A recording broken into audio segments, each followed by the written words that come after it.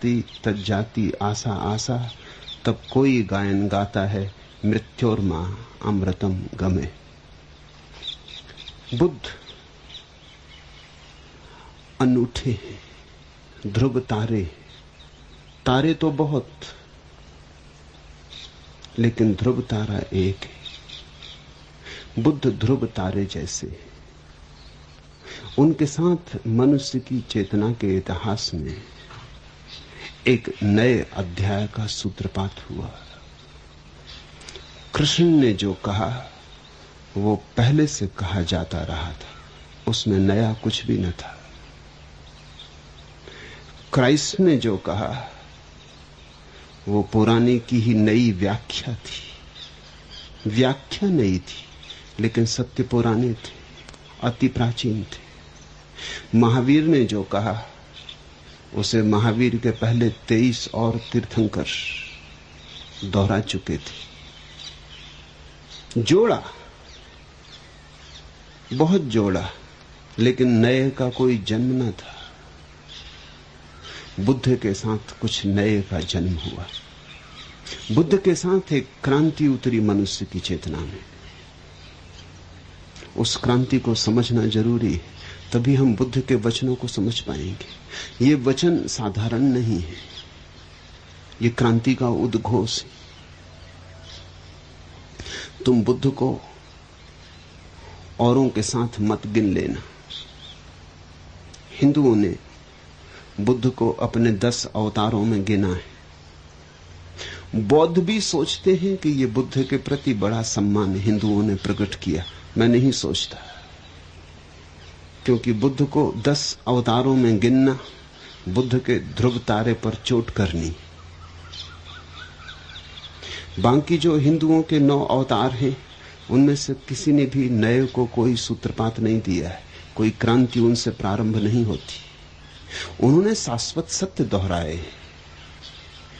वे बहुमूल्य पुरुष थे, पर अनूठे नहीं। उनसे परंपरा को बल मिला, लेकिन क्रांति का जन्म नहीं हुआ। इसलिए बुद्ध को किसी 10 के साथ जोड़ना बुद्ध का अपमान है, सम्मान नहीं। बुद्ध अकेले, न उन जैसा उनके पहले है कोई, न उन जैसा उनके बाद है कोई। उनके अकेलेपन में ही उनकी खूबी है, उनकी विशिष्टता यही है। क्या क्रांति बुद्ध मनुष्य की चेतना में ले आए, समझे। पहली बात,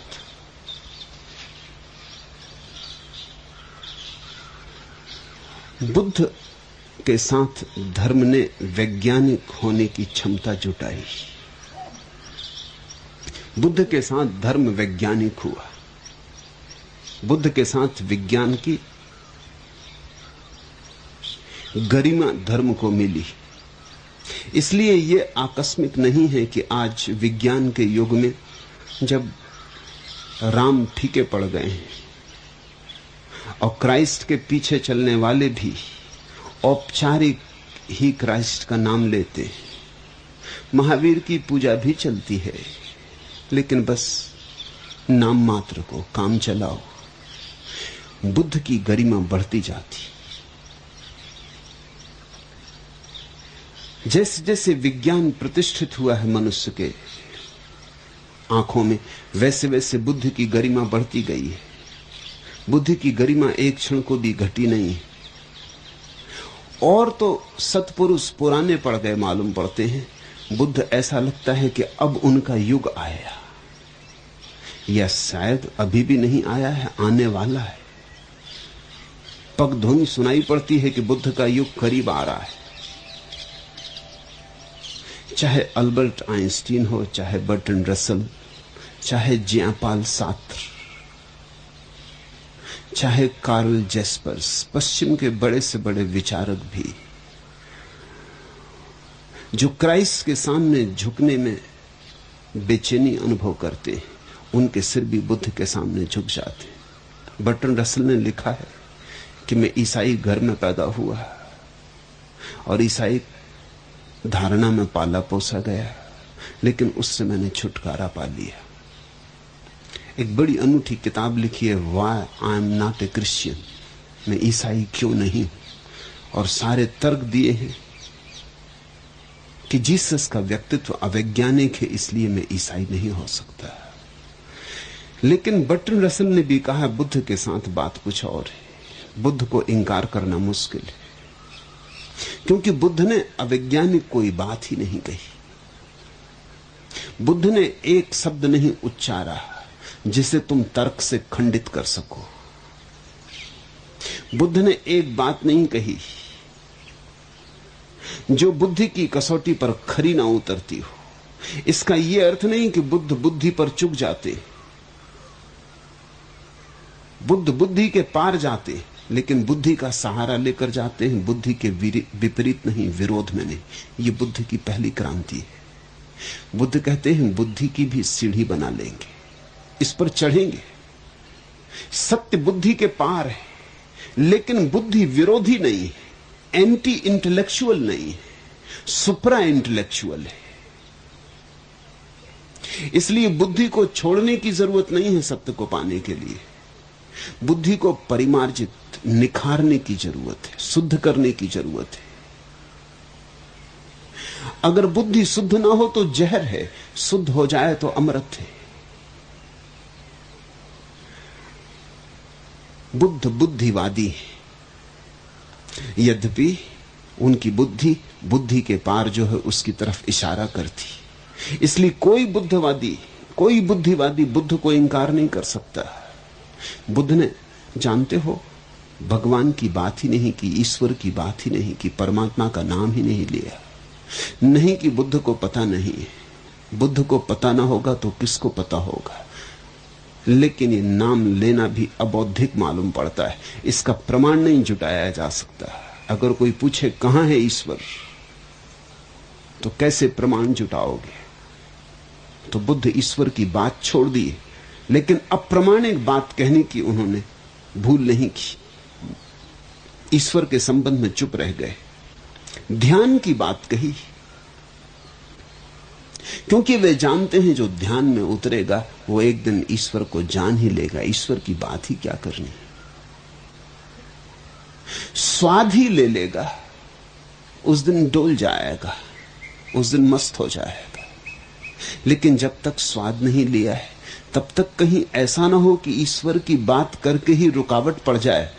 तुमने देखा बहुत लोग ईश्वर के कारण ही धार्मिक होने से रुके, क्योंकि ईश्वर में ही भरोसा नहीं आता तो धार्मिक कैसे हो। बुद्ध ने नास्तिक को भी धार्मिक होने का मार्ग खोला। यह अपूर्व क्रांति है। बुद्ध ने कहा नास्तिक हो, ठीक है, भले हो, आओ, क्योंकि ध्यान करने में तो नास्तिक को भी क्या बाधा हो सकती है। और ध्यान रखना, जब बुद्ध कहते हैं ध्यान, तो उनका वही अर्थ नहीं होता जो दूसरों का होता है। जब मीरा कहती है ध्यान, तो उसका अर्थ होता है कृष्ण पर ध्यान, किसी पर ध्यान। जब बुद्ध कहते हैं ध्यान, तो वो कहते हैं जब तक कोई तुम्हारे चित्त में है तब तक ध्यान ही नहीं, न कृष्ण, न राम, न अल्लाह। जब तक तुम्हारे चित्त में कोई है तब तक चित्त है, तब तक कैसा ध्यान? तो ध्यान का अर्थ है चित्त से शून्य हो जाना, विचार से शून्य हो जाना। किस पर ध्यान? बात ही गलत है। ध्यान एक अवस्था है निर्विचार की। ध्यान एक अवस्था है जब तुम बिल्कुल अकेले हो, एकाकी, अकेला तुम्हारा चैतन्य बचा, निर्विकार, जरा भी बादल न रहे, आकाश बचा, कोरा आकाश, निरभ्र आकाश, तब ध्यान। इस ध्यान को तो नास्तिक भी कर सकता है। इस ध्यान के लिए कोई भी श्रद्धा जरूरी नहीं है। बुद्ध ने एक नया शब्द कहा, शोध। श्रद्धा नहीं, शोध, खोज। श्रद्धा का अर्थ होता है खोजने के पहले मान लो। श्रद्धा का अर्थ होता है मानना पहले, खोजना बाद में। लेकिन बुद्ध कहते हैं अगर पहले मान ही लिया तो खोजोगे कैसे? फिर तो मान्यता ही बाधा बन गई। खोज का तो अर्थ है आंख खाली हो, कोई मान्यता ना हो, न पक्ष न विपक्ष। खोज का तो अर्थ होता है इतना ही बोध हो कि मुझे पता नहीं और मैं पता करना चाहता हूं। तुम अगर आस्तिक से पूछो तो वो कहता है ईश्वर है, मेरी श्रद्धा है। नास्तिक से पूछो तो वो कहता है ईश्वर नहीं है, ये मेरी श्रद्धा है। आस्तिक और नास्तिक दोनों श्रद्धालु, एक ईश्वर के होने को मानता है, एक ईश्वर के न होने को। बुद्ध कहते हैं दोनों धार्मिक ना रहे। धार्मिक का तो अर्थ है कि आदमी कहेगा मुझे पता नहीं है, मैं अंधेरे में खड़ा हूं, खोजना है। जब तक खोज ना हो जाए तब तक कैसे कहूं कि ईश्वर है या नहीं है। खोज हो जाएगी पूरी तब कहूंगा। निष्पत्ति तो बाद में आएगी। यही तो विज्ञान की प्रक्रिया है। विज्ञान की प्रक्रिया के ये चरण है: पक्षपात रहितता, धारणा शून्यता, अवलोकन, ऑब्जर्वेशन। लेकिन अवलोकन तो हो ही नहीं सकता अगर तुम पहले से ही मान के चले हो। तब तो तुम वही देखते रहोगे जो तुम देखना चाहते हो। तब तो तुम्हारी आंखें तुम्हें वही दिखाती रहेंगी जो तुम देखना चाहते हो। असंभव है। मैंने सुना है कि मुल्ला नसरुद्दीन की पत्नी उससे बहुत परेशान हो गई। शराब और शराब और शराब, कोई उपाय न दिखे उसे शराब से छुड़ाने का। तो उसे एक सूझ आई। मुल्ला रात लौटता है शराब पी के घर, तब करीब का रास्ता मरघट से होकर गुजरता है। तो रात के नशे में डर इत्यादि तो खो ही जाते हैं। नशे में किसका क्या हो, उसके मरघट है कि क्या, तो वो करीब के रास्ते से घर आता। दिन में तो मरघट से नहीं निकलता, दिन में तो लंबे रास्ते से मधुशाला जाता है। लेकिन रात जब पी चुकता है तो फिर वो कब्रों को ही टकराता हुआ, कब्रों पे ही गिरता हुआ घर लौटता है। तो उसे एक सूझ आई पत्नी को कि अब और तो कोई उपाय नहीं है, तो कुछ ये तरकीब की जाए। वो एक रात जाके कब्र के पीछे छिप गई, काला कपड़ा पहन लिया, मुंह पे कालिख लगा ली, भूत बन के छिप गई कि शायद घबरा जाए, डर जाए। तो उसी डर में, घबराहट की हालत में से वचन ले लेना जरूरी। जब मुल्ला वहां से निकला लड़खड़ाता हुआ, तो एकदम से कब्र के ऊपर से छलांग लगा तो उसके सामने कूद के खड़ी हो गई। एक क्षण को तो वो चौंका, फिर बोला, अरे। पत्नी खूब जोर से चिल्लाई कि घबरा जाए, मगर बोला चिल्लाओ करो मत, पहचाने नहीं मैं कौन हूं? मुल्ला ने उससे कहा। तो उसकी पत्नी ने कहा, कौन हो? उसने कहा, मैं हूं मुल्ला नसरुद्दीन और तुम हो मेरे साले। अपनी बहन को भी भूल गए, तुम्हारी बहन से तो मेरी शादी हुई। चेहरा कुछ पहचाना हुआ सा लगा, तो उसने सोचा हो ना हो मेरी पत्नी का भाई है। आओ हाथ मिलाओ और घर चलो, तुम्हारी बहन बड़ी खुश होगी।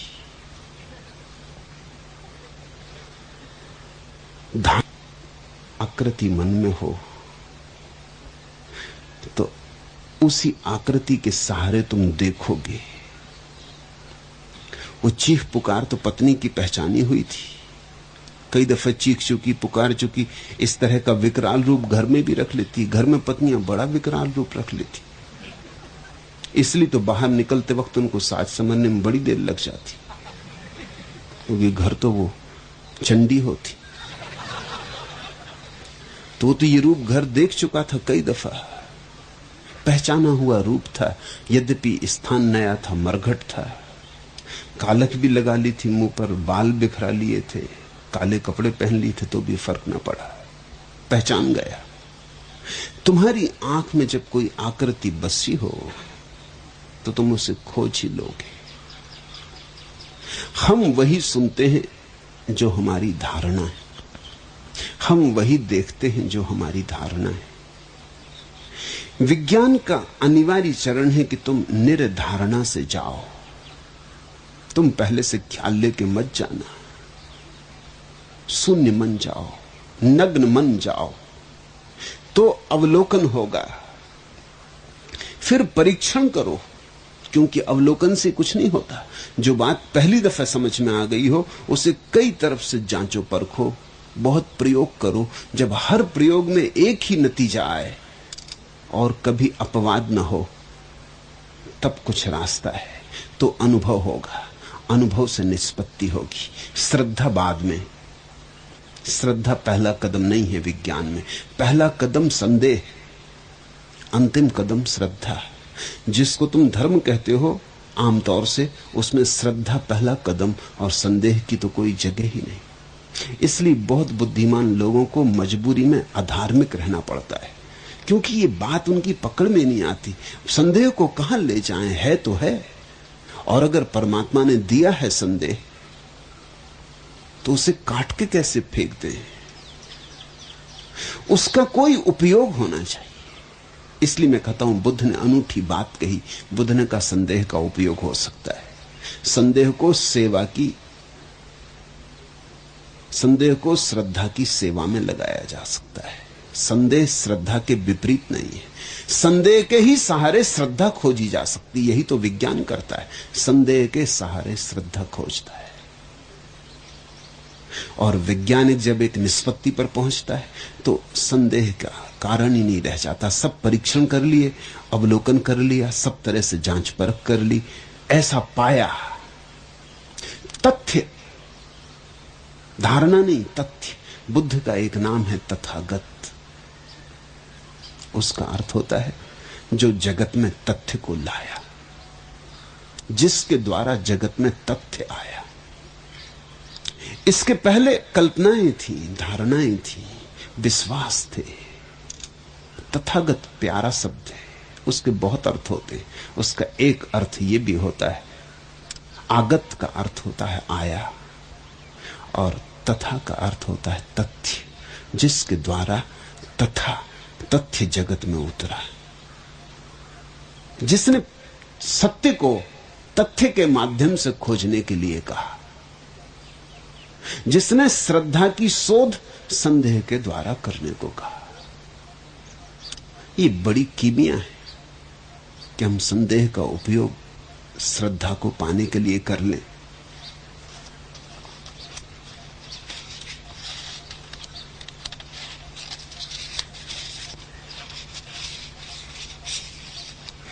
केसर कस्तूरी नहीं, मैली राख कर सकती है पावन, कनक रजत के जूठे पात्र। तुमने देखा, जूठे पात्र को साफ करना हो, केसर कस्तूरी नहीं, मैली राख कर सकती है पावन, कनक रजत के जूठे पात्र।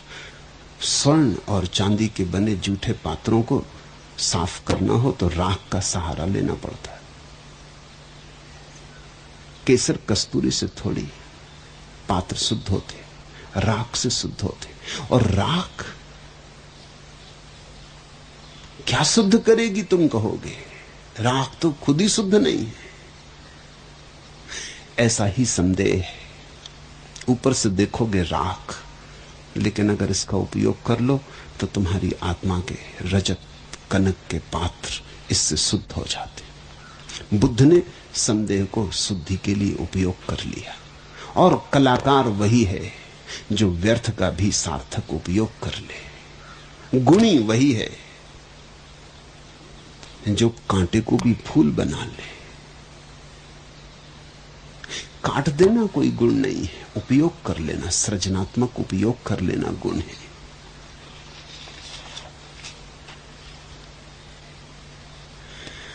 विज्ञान कहता है निरपेक्ष रहो, कोई अपेक्षा लेके सत्य के पास मत जाओ। आंखें खाली हों ताकि तुम वही देख सको जो है, यथावत तथावत। तुम अगर पहले से ही कुछ मान के चल पड़े हो तो वही देख लोगे, तुम्हारी कल्पना का प्रक्षेपण हो जाएगा। मेरे एक मित्र थे, बूढ़े आदमी थे, अब तो चल बसे, महात्मा भगवान दीन, अनूठे व्यक्ति थे।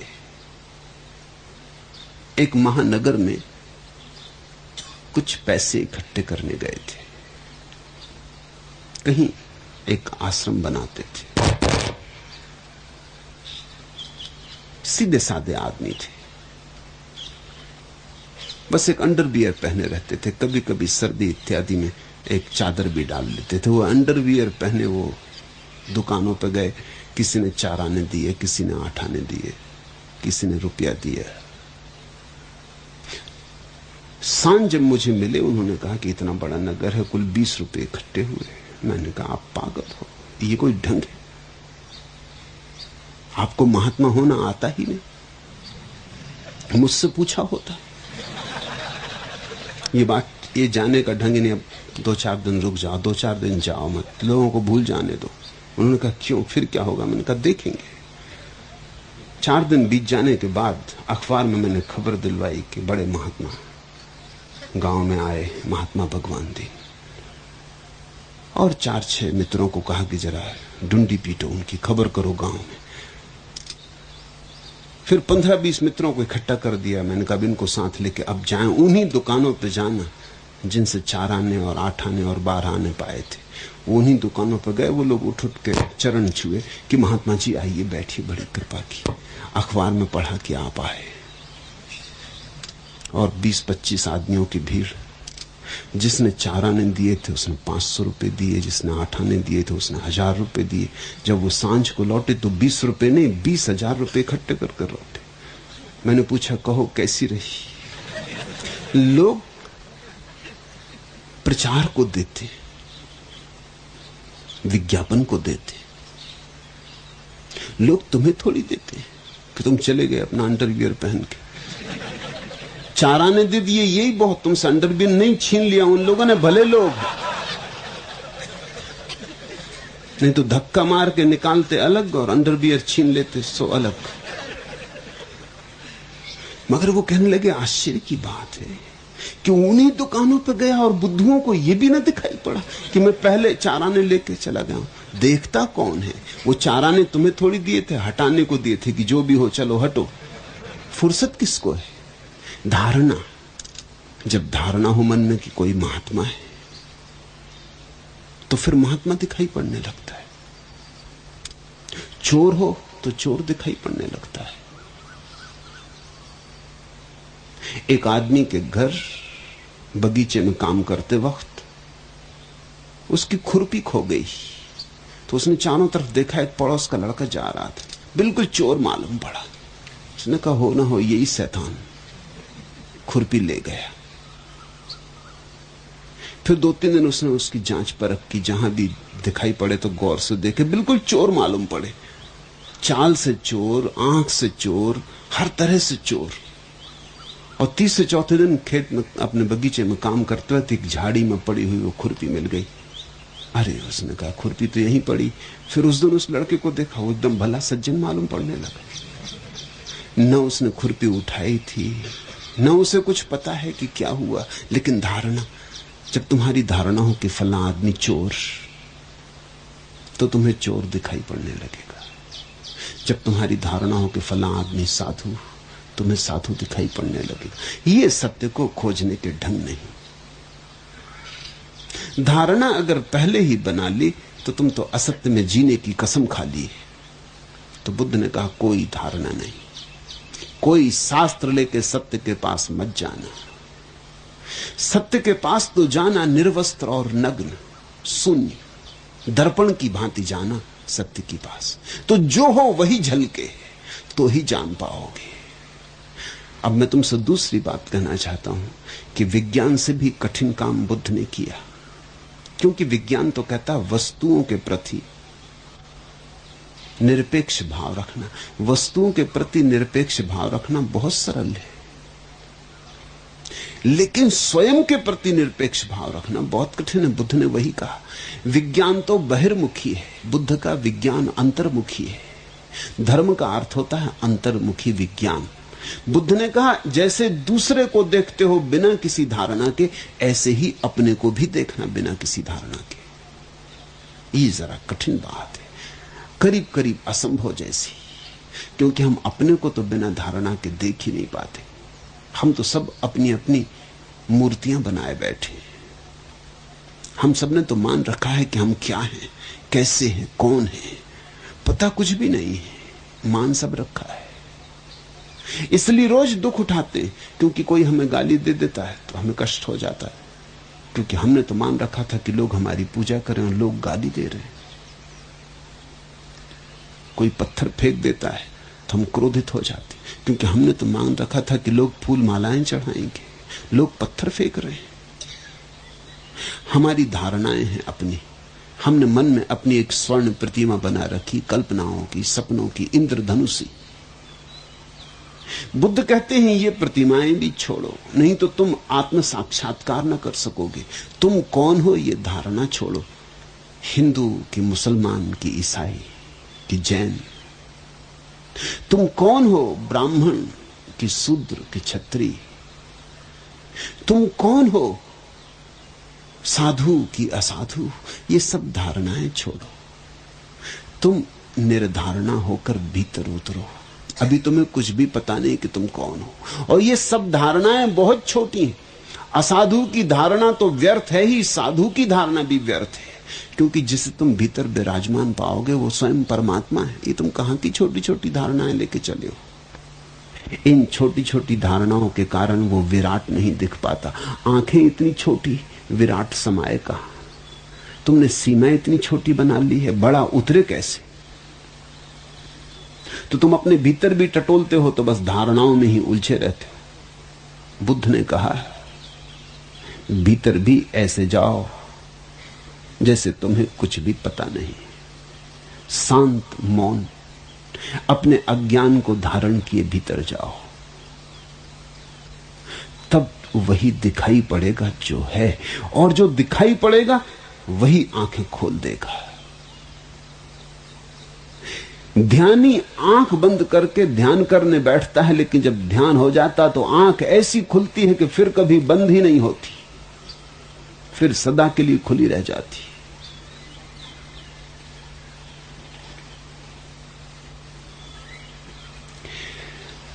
जिनको तुमने अपना विचार मान रखा है, कभी ख्याल किया वो क्या है? मैं हिंदू, मुसलमान कि ब्राह्मण कि शूद्र कि अच्छा कि बुरा कि ऐसा कि वैसा, ये तुमने जो मान रखे हैं विचार, ये तुम्हारे हैं, ये सब उधार है। मन तो एक चौराहा है जिस पे विचार के यात्री गुजरते रहते। तुम्हारा इसमें कुछ भी नहीं। मैं एक घर में मेहमान था, दो बच्चे सीढ़ियों पर बैठ के बड़ा झगड़ा कर रहे थे, तो मैंने पूछा मामला क्या है। जब मारा पीठ पर नौबत आ गई तो मैं उठा और बाहर गया। मैंने कहा रुको, बात क्या है? अभी तो भले चंगे बैठे खेल रहे थे। उन्होंने कहा कि इसने मेरी कार ले ली। मैंने कहा कहां की कार? तो उन्होंने कहा आप समझे नहीं, आपको खेल का पता ही नहीं। तो मैंने कहा खेल मुझे समझाओ। तो उन्होंने कहा बात यह है कि रास्ते से जो कारें गुजरती हैं, जो पहले देख ले वो उसकी। अभी एक काली कार गुजरी, वो मैंने पहले देखी और ये कहता है कि मेरी। इससे झगड़ा हो गया। अब सड़क से कारें गुजर रही हैं और दो बच्चे लड़ रहे हैं कि किसकी, और बंटवारा कर रहे हैं। कारों वालों को पता ही नहीं कि यहां मुकदमे की नौबत आ गई, मारपीट की हालत हुई जा रही। विचार भी ऐसे ही हैं, तुम्हारे मन के रास्ते से गुजरते हैं, इसलिए तुम्हारे हैं ऐसा मत मान लेना। तुम्हारा कौन सा विचार है? जैन घर में पैदा हो गए, मां बाप ने कहा तुम जैन हो, एक कार गुजरी, तुमने पकड़ी कि मेरी। मुसलमान घर में रख दिए गए होते तो मुसलमान हो जाते, हिंदू घर में रख दिए गए होते तो हिंदू हो जाते। संयोग की बात थी कि तुम रास्ते के किनारे खड़े थे और कार गुजरी। ये संयोग था कि तुम जैन घर में पैदा हुए कि हिंदू घर में पैदा हुए। ये संयोग मात्र है, इससे तुम न हिंदू होते हो न जैन होते हो, मगर हो गए। तुमने पकड़ ली बात। किसी ने समझा दिया ब्राह्मण हो, तिलक टीका लगा दिया, जनेऊ पहना दिया। कैसे कैसे बुद्धू बनाने के रास्ते, और सरलता से तुम बुद्धू बन गए। और तुमने मान लिया कि बस मैं ब्राह्मण हूं, और तुम शूद्र को हिकारत की नजर से देखने लगे और अपने पीछे तुमने अकड़ पाल ली। और फिर ऐसा ही तुमने गीता पढ़ी और कुरान पढ़ा और बाइबल पढ़ी, और विचारों की श्रृंखला तुम्हारे भीतर चलने लगी, तैरने लगी। रास्ते पर ट्रैफिक बढ़ता चला गया और तुम सारे ट्रैफिक के मालिक हो गए। तुम्हारा इसमें क्या है? तुम्हारा इसमें कोई भी विचार नहीं। और फिर तुमने ये भी देखा विचार कितने जल्दी बदल जाते हैं। विचार बड़े अवसरवादी हैं, विचार बड़े राजनीतिज्ञ हैं। पार्टी बदलने में देर नहीं लगती, जब जैसा मौका हो।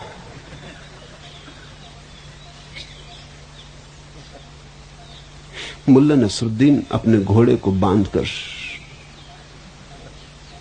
एक दुकान पर सामान खरीदने गया। जब वो लौट के आया तो किसी ने घोड़े पर लाल पेंट कर दिया, घोड़े पर।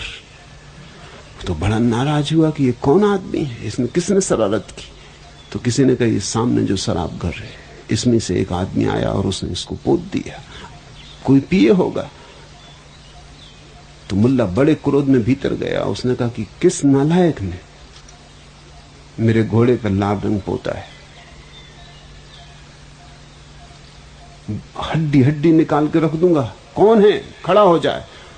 जब आदमी खड़ा हुआ तो बड़ा घबराया, कोई 6.5 फीट लंबा है। एक सरदार जी खड़े हो गए। मुल्ला थोड़ा सहमा। उसने कहा ये हड्डी वगैरह तो निकालना दूर है, अपनी हड्डियां बच जाएं तो बहुत। उसने सरदार ने कहा बोलो क्या विचार, क्या कह रहे थे, किस लिए आए हो? मुल्ला ने कहा सरदार जी मैं ये कहने आया हूं कि घोड़े पर पहली कोट तो सूख गई, दूसरी कोट कब करोगे? बड़ी कृपा की घोड़ा रंग दिया, मगर पहली कोट बिल्कुल सूख गई। ऐसे बदल जाते विचार। विचार बड़े अवसरवादी हैं। विचारों का बहुत भरोसा मत करना। मन राजनीतिज्ञ है, और जो मन में पड़ा रहा वो राजनीति में पड़ा रहता है। इसलिए मैं कहता हूं धार्मिक आदमी राजनीतिज्ञ नहीं हो सकता, क्योंकि धार्मिक होने का अर्थ है मन के पार गया, मन के पीछे जो चैतन्य है उसमें विराजमान हुआ।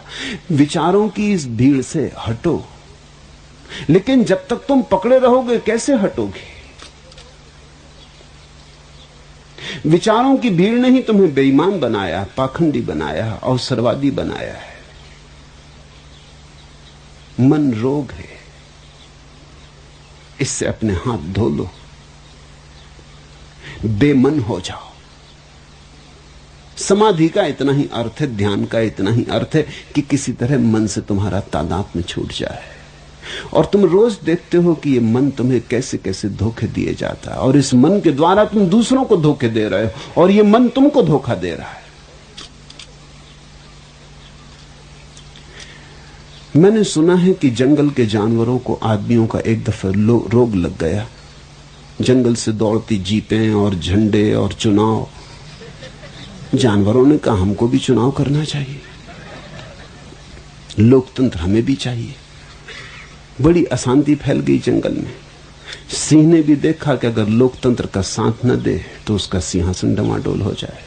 तो उसने कहा कि भाई हम तो पहले से लोकतंत्री हैं, खत्म करो इमरजेंसी, चुनाव होगा। चुनाव होने लगा। अब बेचारे सिंह को घर घर द्वार द्वार हाथ जोड़ के खड़ा होना पड़े, गधों से बाप कहना पड़े।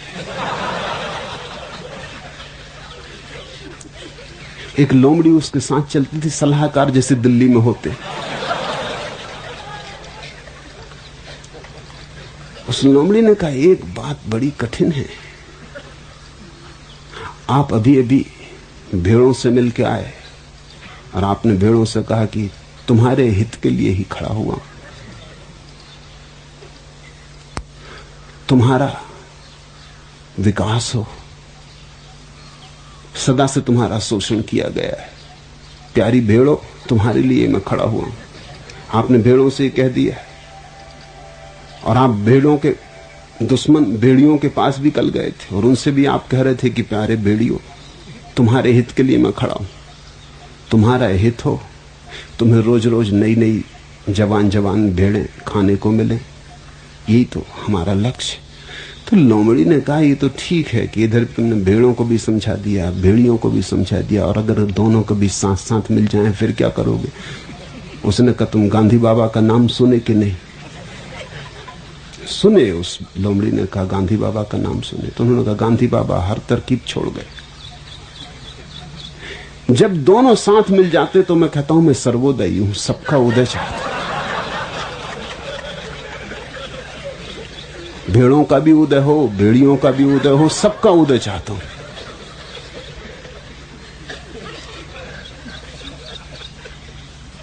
जब अकेले अकेले मिलता हूं तो उनका बता देता हूं, जब सबका मिला तो सर्वोदय की बात कर देता हूं। ये सर्वोदय शब्द भी सोचने जैसा है। पश्चिम में एक बहुत बड़ा विचारक हुआ जॉन रस्किन, उसने एक किताब लिखी है अनटू दिस लास्ट। अफ्रीका में महात्मा गांधी को किसी ने वो किताब भेंट की। उस किताब से वो बहुत प्रभावित हुए। उसका उन्होंने गुजराती में अनुवाद किया। तो किताब को क्या नाम दें? किताब का ठीक ठीक नाम अगर अनुवाद करना हो तो होगा अंत्योदय। उन्होंने नाम दिया सर्वोदय। अनटू दिस लास्ट, ये जो आखिरी आदमी है इसका विकास हो। तो अंत्योदय अगर मैं अनुवाद करूं तो अंत्योदय करूंगा, सर्वोदय तो नहीं कर सकता, ये तो बेईमानी का शब्द है। और अनटू दिस लास्ट का मतलब होता भी नहीं सर्वोदय, क्योंकि जो आगे खड़े हैं और जो पीछे खड़े हैं, अगर सबका उदय होता रहे साथ साथ तो जो आगे हैं वो आगे रहेंगे, जो पीछे हैं वो पीछे रहेंगे। फासला बराबर उतना का उतना रहेगा। जो आगे खड़ा है उसे थोड़ा रोकना पड़ेगा ताकि पीछे वाला आगे बढ़े और साथ हो जाए। अंत्योदय ठीक अनुवाद होगा। लेकिन गांधी जी ने सर्वोदय शब्द चुना उसके लिए, क्योंकि गांधी जी को लगा होगा कि अगर अंत्योदय की बात करो, भेड़ों की तो बात हो गई, लेकिन भेड़ियों का क्या? फिर बिरला और जमनालाल बजाज और इनका क्या? सर्वोदय बात ज्यादा राजनीतिक लगती है। ये शब्द कुछ नया नहीं है। एक जैन दार्शनिक समंत भद्राचारी ने हजारों साल पहले इस शब्द का प्रयोग किया है सर्वोदय, लेकिन बड़े दूसरे अर्थ में। तब तो अर्थ ठीक था। समंत भद्राचारी ने सर्वोदय शब्द का प्रयोग किया है महावीर के लिए कि तुम सर्वोदय तीर्थ हो, क्योंकि तुम्हारे घाट से ब्राह्मण भी उतर जाता, शूद्र भी उतर जाता, क्षत्रिय भी उतर जाता, वैश्य भी उतर जाता। तुम्हारा तीर्थ सबके लिए है। ये तो ठीक था, ये धार्मिक अर्थ था सर्वोदय का। लेकिन गांधी ने उसे राजनीतिक अर्थ दिया और अंत्योदय को सर्वोदय में बदल दिया। इसलिए तुम एक मजे की बात देखोगे, पार्टी कोई भी हो, कांग्रेस हो पुरानी कि नई, कि जनता पार्टी हो, यहां तक कि समाजवादी भी, पार्टी कोई भी हो, लेकिन सब कहेंगे कि महात्मा गांधी के अनुयायी हैं। कुछ बात है गांधी बाबा में, समय पे काम पड़ते, कुछ तरकीब है। तरकीब है अवसरवादिता के लिए सुविधा है।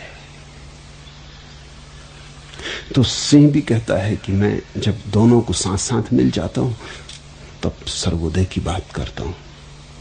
तुम अपने मन को जांचो, तुम बड़ी राजनीति मन में पाओगे।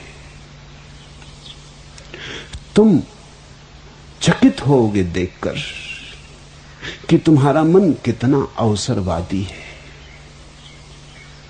जब जो तुम्हारे अनुकूल पड़ जाता उसी को तुम स्वीकार कर लेते।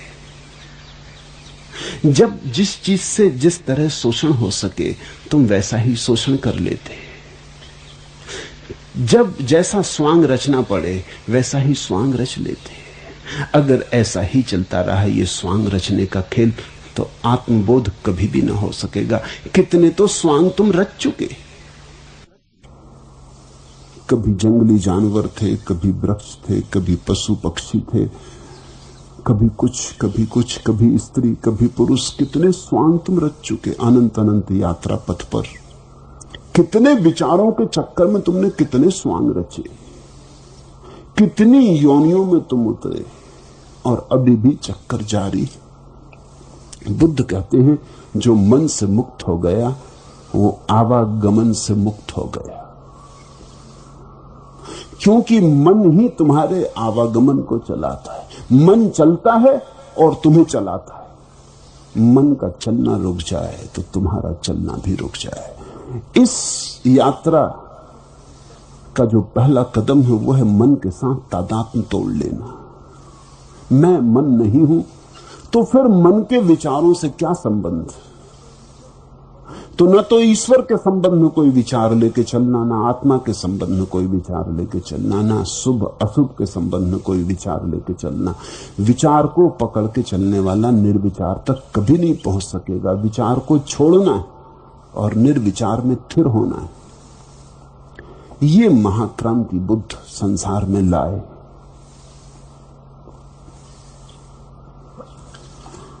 एक बात और, फिर हम सूत्रों में उतरे।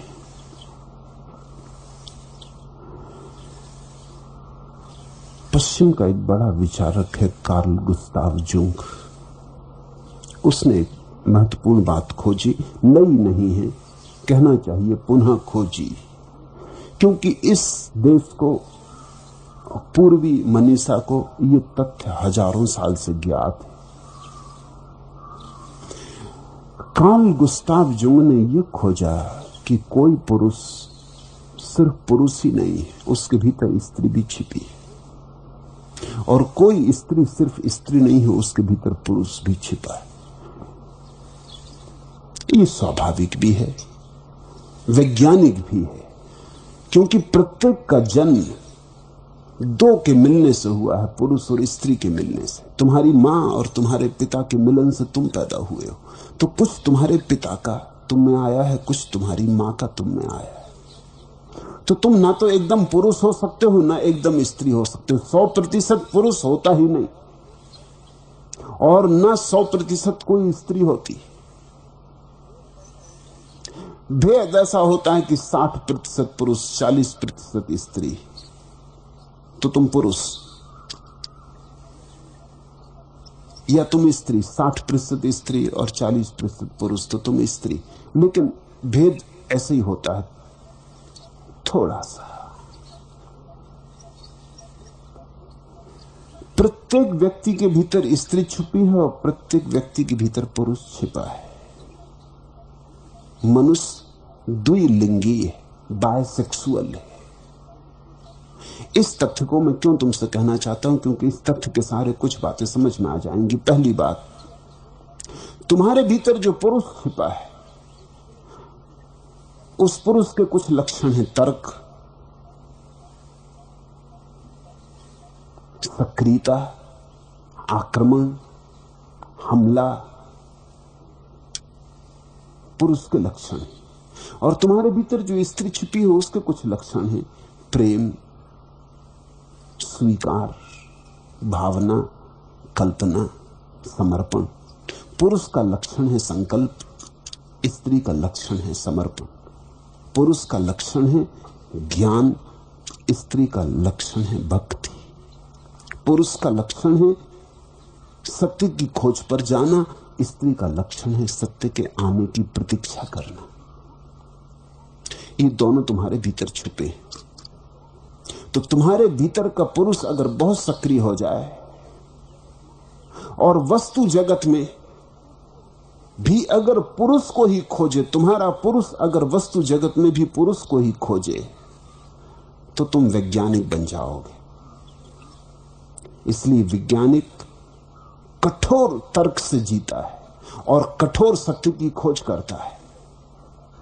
एक सुंदर फूल लगा है, अगर वैज्ञानिक आएगा तो सौंदर्य नहीं देखेगा फूल में, वो देखेगा किन रासायनिक द्रव्यों से मिलकर बना है फूल।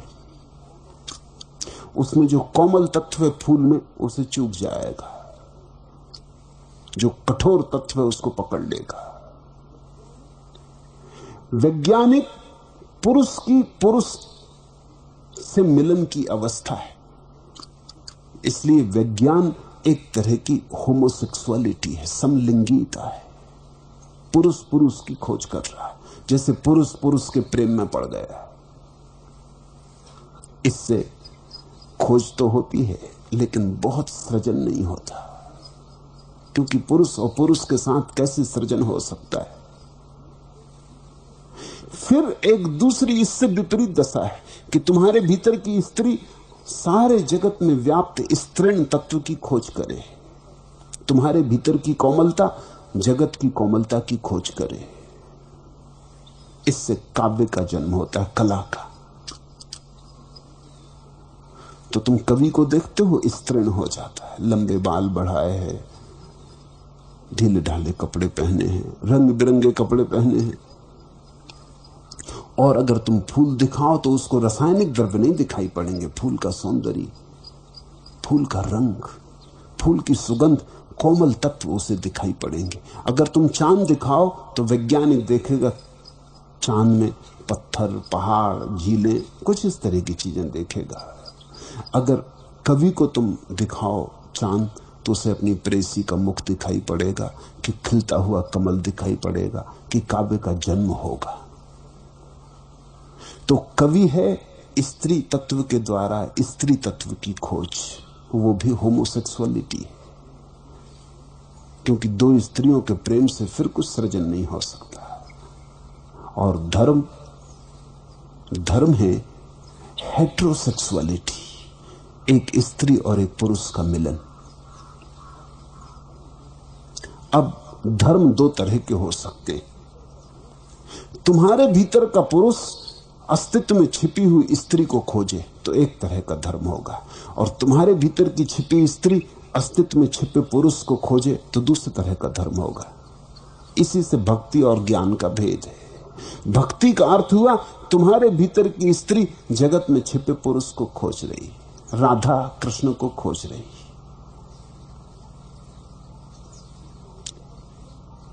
ज्ञान का अर्थ हुआ तुम्हारे भीतर का छिपा पुरुष अस्तित्व में छिपी स्त्री को खोज रहा है।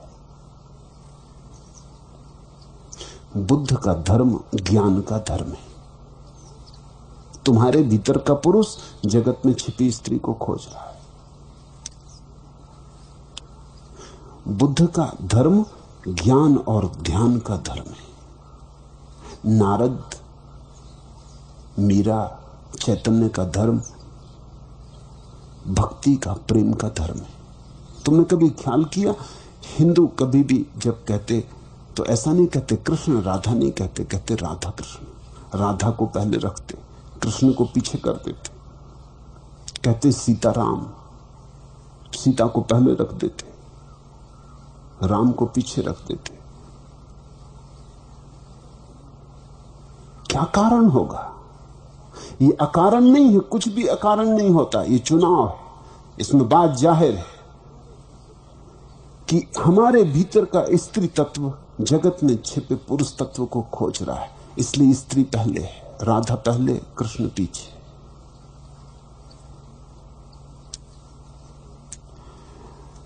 ज्ञानी कुछ और ढंग से खोजता है। अगर सूफियों से पूछो कि परमात्मा का क्या रूप है तो वो कहते हैं प्रेसी, परमात्मा प्रेसी। हिंदू भक्तों से पूछो तो वो कहते हैं परमात्मा पुरुष है, प्रेसी हम हैं, हम उसकी सखियां, वो पुरुष। और सूफी कहते हैं कि हम पुरुष, वो हमारी प्रेसी, प्रीतमा। इसलिए सूफियों की जो कविता है उसमें पुरुष की तरह परमात्मा का वर्णन नहीं है, स्त्री की तरह वर्णन है, प्यारी प्रीतमा की तरह। फर्क ख्याल में लेना, ये दो संभावनाएं हैं धर्म की। तुम्हारा पुरुष खोजे स्त्री को या तुम्हारी स्त्री खोजे पुरुष को। बुद्ध का धर्म तुम्हारे भीतर जो पुरुष है, तुम्हारे भीतर जो विचार, ज्ञान, विवेक, तुम्हारे भीतर तर्क, संदेह, उस सबको नियोजित करना है सत्य की खोज में। अभी कल तक मैं दया की बात कर रहा था, वो ठीक इससे उल्टी बात थी। वहां स्त्री खोज रही थी पुरुष को, तो तुम्हारा प्रेम, तुम्हारी कल्पना, तुम्हारी भावना, तुम्हारी अनुभूति, तुम्हारा हृदय लगेगा काम में। बुद्ध के साथ तुम्हारी बुद्धि लगेगी काम में। तुम्हारे हृदय की कोई जरूरत नहीं, हृदय को बात दी जा सकती है। भावना, समर्पण इत्यादि की कोई जरूरत नहीं। भावना और समर्पण वाला धर्म सुगम है, बहुप्रचारित है। बुद्ध ने धर्म को एक नया आयाम दिया ताकि तुम्हारे भीतर जो पुरुष छिपा है वो कहीं वंचित न रह जाए। तो तुम सोच लेना, अगर तुम्हारे भीतर संदेह की क्षमता है तो तुम श्रद्धा की झंझट में मत पड़ो। अगर तुम पाते हो संदेह में कुशल हो तो श्रद्धा की बात भूलो। अगर तुम पाते हो कि तुम्हारे भीतर संकल्प का बल है तो तुम समर्पण को छोड़ो। अगर तुम्हें लगता है कि तुम्हारे पास तलवार की धार की तरह बुद्धि है तो तुम उसका उपयोग कर लो, उसी से पहुंच जाओगे। जो तुम्हारे पास हो उसे ठीक से पहचान लो और उसका उपयोग कर लो।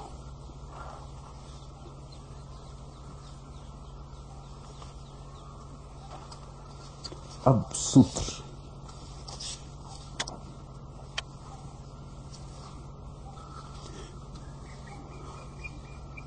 कृष्ण ने गीता कही तो एक शिष्य को कही।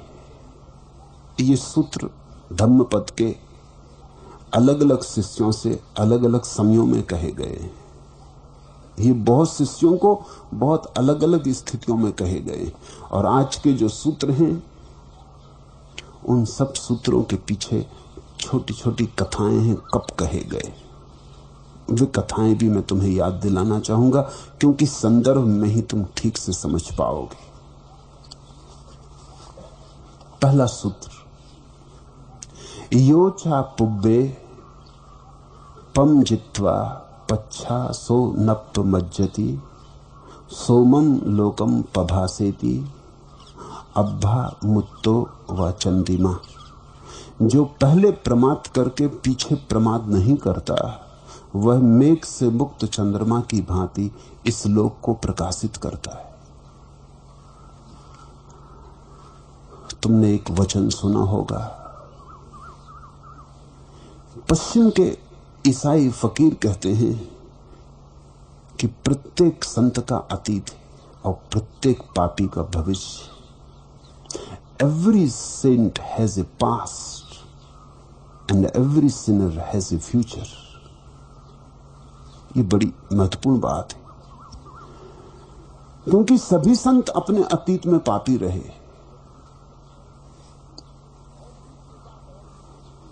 और दूसरी बात और भी महत्वपूर्ण है कि प्रत्येक पापी का भविष्य है, क्योंकि कितना ही तुम पाप करो तुम किसी भी दिन चाहो उसी दिन संत हो सकते हो। ये तुम्हारा निर्णय, ये तुमने चुना है। तुम जैसे हो वैसा होना नियति नहीं है, ये तुम्हारा निर्णय, तुम इसे बदल दे सकते हो। तो प्रत्येक पापी का भविष्य है और प्रत्येक संत का अतीत है। ये सूत्र कहता है जो पहले प्रमाद करके पीछे प्रमाद नहीं करता। पहले तो बड़ी भूलें की, निद्रा में जिया, सोया सोया रहा, प्रमाद किया, आलस्य किया, बेहोश रहा, मूर्छित रहा। जो पहले प्रमाद करके पीछे प्रमाद नहीं करता लेकिन जाग गया, फिर होश आ गया, फिर वह मेघ से मुक्त चंद्रमा की भांति इस लोक को प्रकाशित करता है। वही है संत। संत का यह अर्थ नहीं कि जिसने कभी भूले नहीं की। ऐसे संत को खोजने निकलना ही मत। ऐसा संत होता ही नहीं, हो ही नहीं सकता। संत का अर्थ है जिसने बहुत भूलें की, दिल खोल के भूलें की, और खूब की होंगी तभी तो जागा, नहीं तो इतनी आसानी से जाग भी नहीं सकता था। इतनी की होंगी कि उनकी पीड़ा अब और झेलनी संभव न रही। इतनी की होंगी कि उनका कांटा चुभते चुभते हृदय तक पहुंच गया। इतनी की होंगी कि रोआ रोआ पीड़ा से भर गया, क्योंकि भूल करोगे तो पीड़ा तो झेलनी पड़ेगी। इसलिए मैं तुमसे एक बात कहता हूं, कान खोल के सुनना। अगर पाप करना हो तो कुनकुने पाप मत करना, नहीं तो तुम करते रहोगे करते रहोगे करते रहोगे। जैसे 100 डिग्री पे पानी उबल के भाप बनता है, ऐसा 100 डिग्री पर पापी संत बनता है। पाप ही करना हो तो पूरी शक्ति लगा के कर लेना। ऐसा कंजूसी मत करना पाप करने में कि थोड़ा थोड़ा कर रहे, फुटकर थोक करना। तो संभावना है कि किसी दिन तुम जग जाओ, नहीं तो तुम कभी ना जगोगे। क्योंकि अगर थोक किया तो थोक ही पश्चाताप भी होगा। अगर थोक किया तो पहाड़ टूट पड़ेगा पीड़ा का। उस पीड़ा के पहाड़ के टूटने में ही कोई जागता है, नहीं तो जागता नहीं। तुमने कभी देखा, रात तुम दुख स्वप्न देखते हो, चलता जाता दुख स्वप्न, तुम्हें मारा जा रहा, पीटा जा रहा, सताया जा रहा, दुष्ट तुम्हारी छाती पे बैठे तुम्हें पहाड़ के नीचे फेंक रहे, तुम गिर रहे, चलता रहता। तुम जगना भी चाहते हो, जग भी नहीं सकते। तुम करवट भी बदलते हो मगर हाथ नहीं हिलता, आंख खोलना चाहते हो, आंख नहीं खुलती। ऐसा दुख स्वप्न, लेकिन वो भी टूटता तो है ही। मगर तुमने ख्याल किया कब टूटता? जब आखिरी घड़ी आ जाती कि हिमालय ही तुम्हारी छाती पे गिर गया, फिर टूटता है। फिर तुम एकदम जाग के उठाते हो। एक सीमा है, उसके बाद दुख स्वप्न टूटता है।